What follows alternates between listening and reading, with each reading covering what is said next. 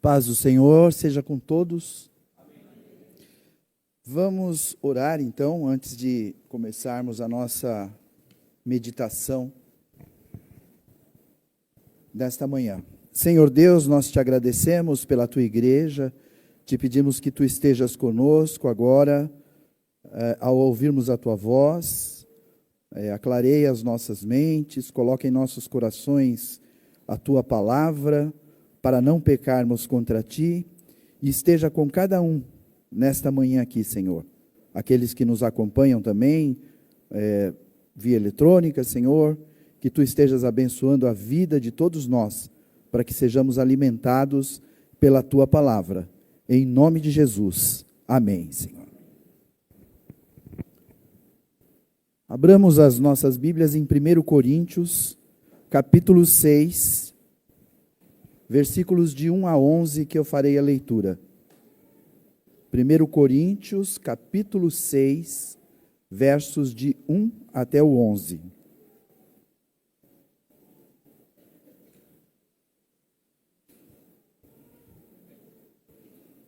Diz assim a palavra de Deus: aventura-se algum de vós, tendo questão contra outro, a submetê-lo a juízo perante os injustos e não perante os santos?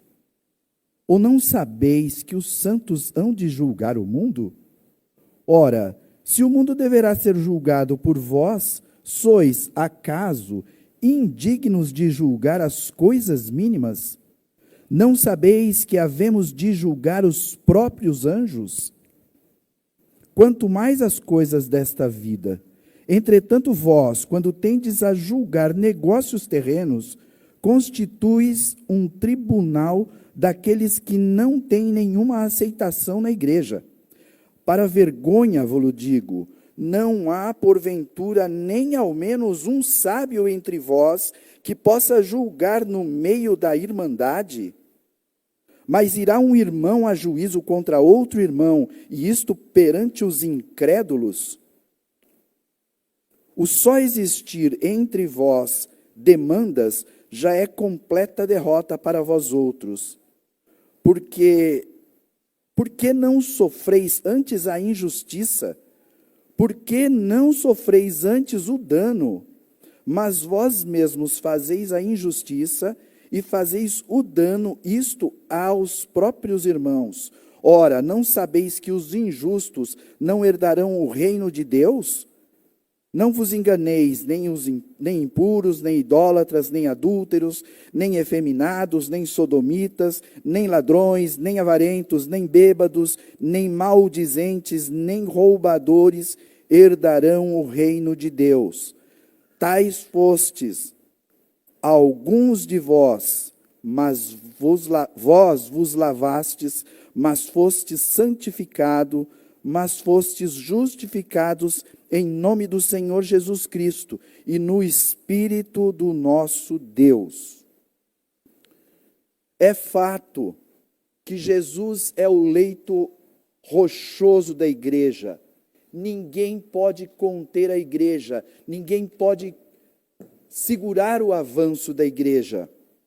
Há tentativas para segurar o avanço da igreja, de fora para dentro, de dentro para fora, e até o desvio do foco dentro da igreja.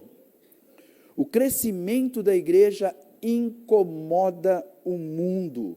A igreja é um ser vivo, ela cresce naturalmente, ela avança naturalmente.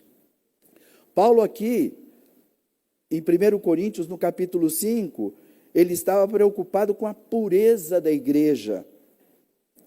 E ele dizia no capítulo 5 que o pecado é como um fermento que influencia, que contamina a igreja. E ele menciona que um membro da igreja vivendo com a mulher do seu pai. No capítulo 6, agora que acabamos de ler, existe um outro problema aqui. Um irmão processando um outro irmão num tribunal da cidade, um tribunal comum, por uma questão material. Aqui não está claro qual é essa questão material, mas tudo indica que seja dinheiro. sejam coisas que são, como ele diz aqui, são coisas mínimas, são coisas desta vida. E vamos contextualizar aqui, porque Paulo sabia o que estava, como eram esses tribunais. Corinto, situada lá no Mediterrâneo, né, na antiga Grécia, e uma cidade fortemente marcada pela promiscuidade, pela imoralidade.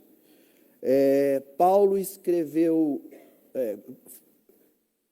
constituiu essa igreja aproximadamente no ano 51 depois de Cristo, e ele escreveu aqui Coríntios, a primeira carta aos Coríntios, entre o ano 54 e o 55. E Paulo sabia desse tribunal. O tribunal ali na cidade, era no meio da cidade, existia uma tribuna, e todos que passavam por ali poderiam ver o juiz, as testemunhas, enfim, o julgamento todo, e acompanhar, ouvir e ver. E Paulo sabia como era este tribunal. 2 juízes eram escolhidos anualmente, tirados da elite, eram juízes tirados da elite da cidade, escolhido entre aqueles da elite da cidade. E não incomum na época, havia nesses juízes suborno, haviam nesses juízes, ou nesse tribunal, motivações políticas nos seus julgamentos, incluindo, inclusive, o júri, e eles, a tendência era ajudar os amigos. Coisas bem diferentes dos nossos tribunais de hoje, creio que não. A ponto de se dizer desta cidade que corintianizar era corromper alguém. Aquele que você é um corinto, você é um corrupto. E Paulo sabia disso porque lá em Atos 18, ele participou de um desses tribunais. Explicando o texto aqui, o tom que Paulo fala no versículo de número 1, aventura-se, um tom de indignação, aventura-se algum de vós. E aqui, os injustos, entendamos que são aqueles que não foram justificados pelos seus pecados e devem pagar pelas suas injustiças pela morte. E ele cita aqui, os injustos, submetê-los a juízo perante os injustos. E ele fala, e não perante os santos. Os santos são aqueles que não são os perfeitos, mas são aqueles separados por Deus do mundo para serem aqueles escolhidos por Deus. Eles estão levando, aquele povo estava levando o caso deles para tribunais com valores, com pessoas diferentes, com valores diferentes do povo de Deus. E Paulo embasa sempre, é comum Paulo embasar as suas atitudes com relação a princípios. E ele não é diferente aqui nessa passagem, ele embasa a sua prática na doutrina. Se fosse ao contrário, se a prática determinasse a doutrina, a igreja seria pragmática, e não é isso que acontece aqui. Ele fala de uma doutrina para justificar a prática dele. Paulo usa princípios para explicar o que deve ser praticado. E aqui, ele nos versículos de número 2, versículos de número 3 e versículos de número 9, ele diz, ou não sabeis que os santos hão de julgar o mundo?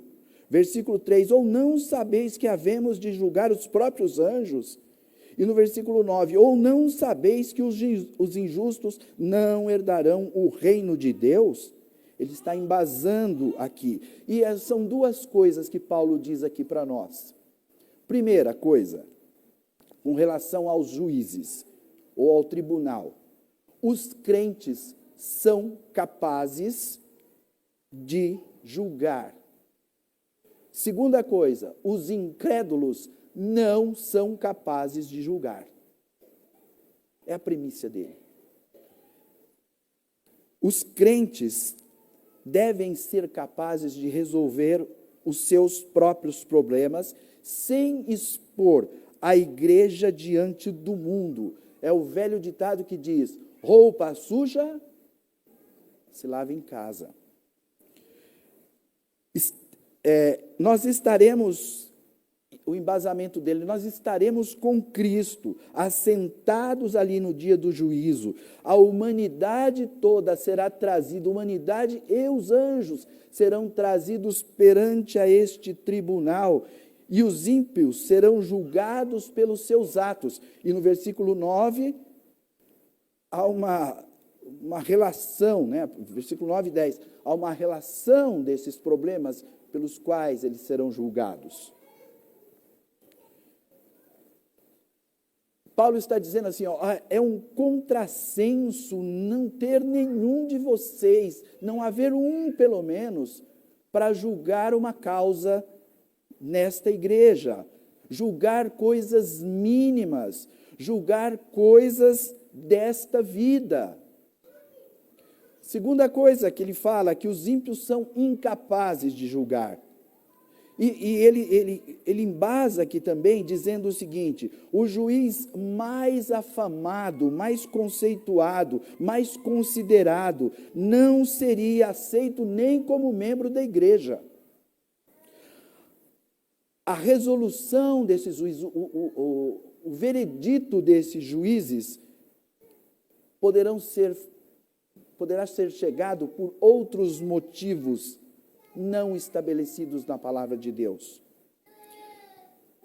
E aqui ele fala o seguinte: só existir entre vós demandas é completa derrota. Ele diz mais ainda no versículo 5, para vergonha, e vergonha aqui é muito mais do que simplesmente uma vergonha, ficar vermelhinho. Não, é alguma coisa ligado à honra, ou seja, à desonra, que deixa a igreja triste. Coríntio, e Paulo também sabia, porque Coríntio se gloriava de ter pessoas ali com dons. E ele diz assim, não tem um para julgar. Mas nos versículos 7 e 8,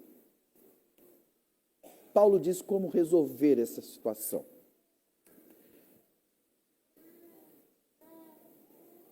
Ele diz que não há vencedores quando uma situação dessa ocorre.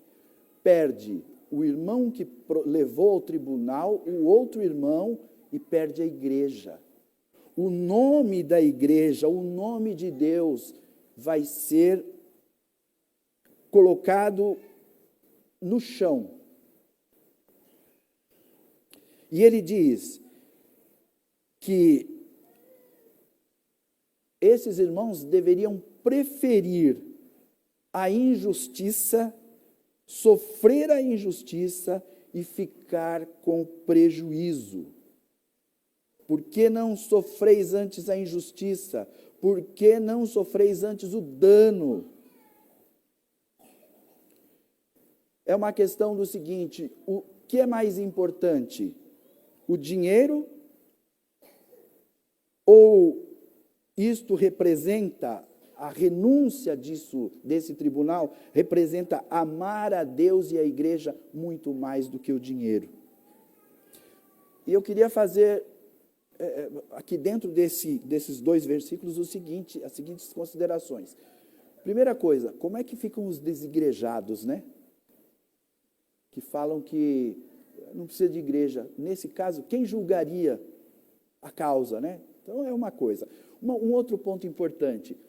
Paulo não está tratando aqui, ou melhor, Paulo está tratando aqui de disputa entre os irmãos.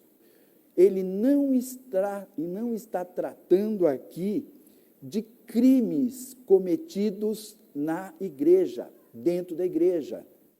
violência, agressão, roubo, fraude, tráfico de drogas, etc., porque senão estaríamos contrariamente a Romanos 13, que diz que não há autoridade que não proceda de Deus. Essa autoridade, para você ter louvor dela, você tem que fazer o bem. Então Paulo não está tratando aqui de crimes. Crime dentro da igreja tem que ser levado para onde? Para a delegacia, para a autoridade. A autoridade traz a espada, e eu acho que não é uma espada simplesmente para virar ela vai com um corte mesmo, né? Então, Paulo não está tratando aqui de crimes. Crimes há outras tratativas. E há uma advertência severa nos versos 9 e 10. Sobre herdar o reino de Deus, que significa morrer. Ou melhor, herdar o reino de Deus significa morrer e entrar nos céus. Ressuscitar dos mortos, herdar um novo céu e uma nova terra que Deus fará para nós. Essas pessoas de Corinto, ia falar Éfeso, essas pessoas de Corinto, era comum para eles praticarem essas coisas que estão relacionadas nos versos 9 e 10. Eu não vou entrar em cada questão disso daqui, de cada coisa que Paulo se refere aqui, porque ele diz aqui os impuros, nem idólatras, nem adúlteros, nem efeminados, nem sodomitas. Entendam efeminados como passivo e sodomitas como ativo, mas eu não vou entrar nessa questão, porque mais no outro versículo ele fala assim: tais foste alguns de vós, enquadrado nessa lista que Paulo diz aqui. E aqui ele diz, no versículo 11 também, que nós fostes justificados. Ele começa com, mas fostes lavados, vos lavastes. E me lembra assim, eu gosto muito de lavar louça, e me lembra assim aquele prato sujo, que está sujo assim quando você come arroz e feijão, porque o macarrão é mais difícil. O prato sujo de arroz e feijão, aquele caldinho do feijão que está no prato, e você leva esse prato debaixo da água, mas sai com muita facilidade. É isso, é mais ou menos esse sentido que Paulo está dizendo assim, ó, foi lavado, né? Já experimentou isso, lavar o prato? Logo depois que você acabou de comer, põe debaixo d'água. Essa é a ideia de que Paulo traz aqui para nós. Fostes santificados, justificados. Deus nos leva para boas obras. Porque ele fala ao contrário aqui, né? Ele não diz que as boas obras nos levam a Deus, mas nós fomos lavados, santificados, justificados. Então, crentes capazes, ímpios incapazes, devemos sofrer a injustiça e o dano. E por último, que eu queria terminar com algumas aplicações e reflexões sobre esta passagem. Na vida cristã, nós temos que ter em mente que nós vamos ser decepcionados. E nós vamos decepcionar também pessoas. Paulo chama a atenção da igreja para que a igreja seja o reflexo de Cristo. A luz de Cristo esteja na igreja, esteja em nós, que nós sejamos seus imitadores. A igreja tem que ser permeada de misericórdia. É incoerente um crente levar o outro crente a um tribunal e jogar fora os ensinamentos de Mateus 5,39.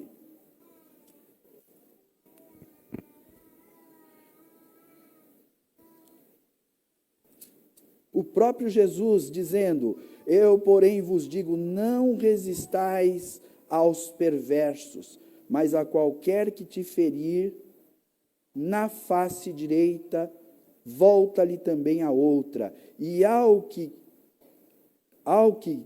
quer demandar contigo e tira-te a túnica, deixa-lhe também a capa. Se alguém te obrigar a andar 1 milha, vai com ele 2. É o contrafluxo, é a diferença. Jesus, eu vi uma ilustração, tem uma série na TV, que na entrada, assim, eu não vou falar o nome porque eu não estou muito convicto ainda de recomendar, mas na entrada, assim, quando está passando o nome dos autores, tem uns batuque legal e tal, e tem uns peixinhos andando tudo para um lado. Aí, de repente, um peixinho muda de cor e volta para o outro lado. Eu achei interessante isso daqui. Esse é o contrafluxo.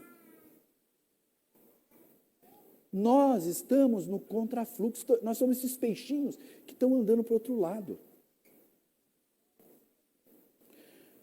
Jesus foi julgado por um tribunal do mundo, e os seus seguidores devem ter como certo que o tribunal de Cristo mais a igreja virá julgar esse mundo. Virá, é o contrário. A preocupação de Paulo, ele diz assim que, olha, o simples fato de ter demanda já é uma vergonha, é uma desonra. Será que Paulo estava preocupado somente com o reflexo dos de fora? O que os juízes iriam pensar, aqueles que cantam na igreja, eu amo meu irmão, eu amo meu irmão, e depois vai no tribunal e vai... Será que Paulo estava preocupado com que eles, somente com o que essas pessoas iriam pensar da igreja? Não, Paulo estava preocupado com o povo da igreja, com aqueles da igreja. A preocupação de Paulo era que o evangelho estava sendo exposto ao escárnio, mas muito mais que isso. Os crentes estavam depositando, utilizando de outra autoridade no lugar da autoridade máxima de Jesus Cristo. Cristo não estava sendo aquele centro da igreja, que é a autoridade máxima, como nós lemos ali em Mateus 5,39, do que ele dizia.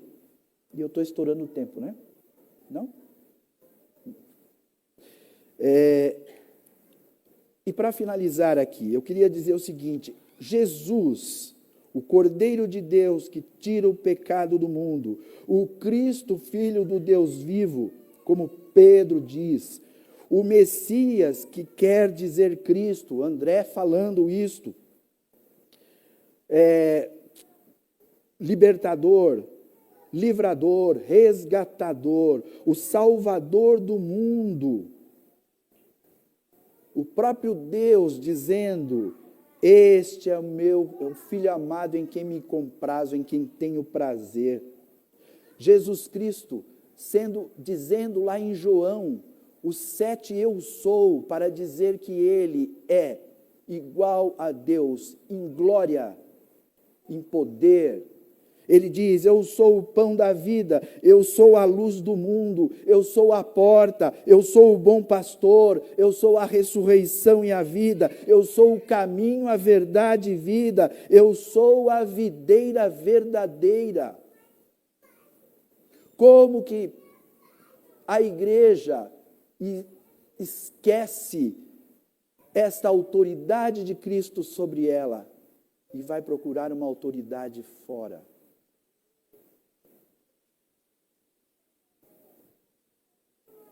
E para finalizar, eu queria dizer o seguinte, que todos nós estamos sujeitos a esquecermos dessas passagens, dessas coisas que são ditas a respeito do nosso Salvador. Nós temos que estar pronto para dizer o quê? A respeito da nossa fé. Jesus, certa feita, andando pelas searas, ele disse assim: se vocês soubessem o que significa misericórdia quero e não holocaustos, nós estaríamos mais unidos, porque a igreja tem que caminhar, a igreja tem que estar entrando porque a palavra de Deus diz que as portas do inferno não prevalecerão contra a igreja.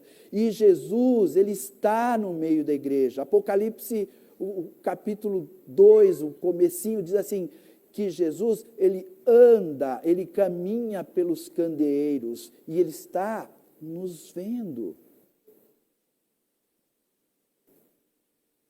Que nós tenhamos, irmãos, que esses versículos, que essa Bíblia, que a palavra de Deus nos dê esse sustento para nós termos como alvo esse Jesus Cristo que Paulo menciona aqui no